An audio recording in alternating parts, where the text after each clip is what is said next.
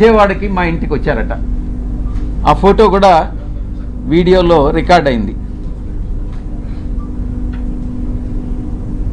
వీడెవరో తెలుగుదేశం పార్టీకి చెందినటువంటి ఒక లేడీ, ఒక పురుషుడు.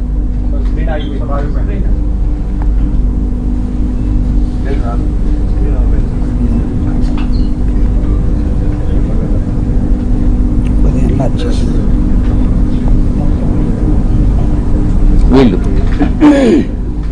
నేను ఒక్కటే చెప్తా ఉన్నా, వీడెవడో నాకు తెలీదు. వాడు ధైర్యంగా వచ్చి విజయసాయిరెడ్డి వాడు ఉండాడా ఇక్కడ, పారిపోయాడా అని అన్నాడంట. ఎక్కడికి పారిపోయాడు అని అన్నాడంట.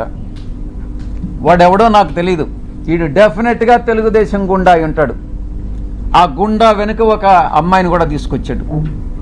నేను ఒక్కటే చెప్తా ఉన్నా, ఎవరైనా కూడా, నేను ఈరోజు ఇక్కడ వచ్చాను, నాకేం సెక్యూరిటీ లేదే, ఏ ఒక్క పోలీసు నా దగ్గరికి రాలేదే, నాకు పర్సనల్ సెక్యూరిటీ కూడా లేదే, నేను ధైర్యంగా వచ్చా. వీడెవడో టైం చెప్పి నువ్వు ఫలాని దగ్గరికి రా అని చెప్తే ధైర్యంగా నేను ఒక్కడనే వెళ్తా. ఈ రకంగా ఏదో వచ్చి నేను భయపెట్టేస్తాను, నేను కొట్టేస్తాను, చంపేస్తాను అని ఈ రకంగా భయపెడితే తాటాకు చప్పుళ్ళకు భయపడేటటువంటి వాడిని కాదు అని నేను చెప్తా ఉన్నా. పత్రికాముఖంగా చెప్తా ఉన్నా, వీడికే చెప్తా ఉన్నా.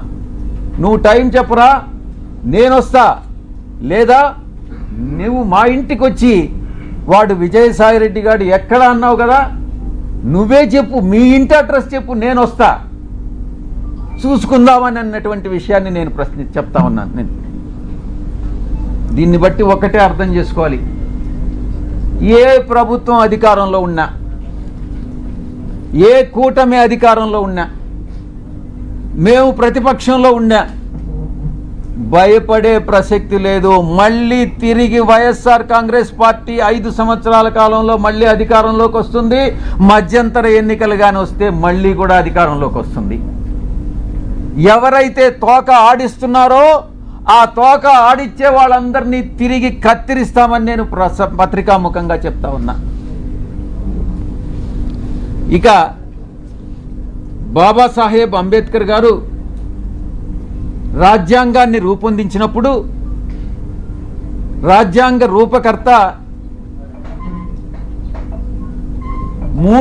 4 స్తంభాల్ని నిర్మించారు. 1 పార్లమెంటు, 2 బ్యూరోక్రసీ,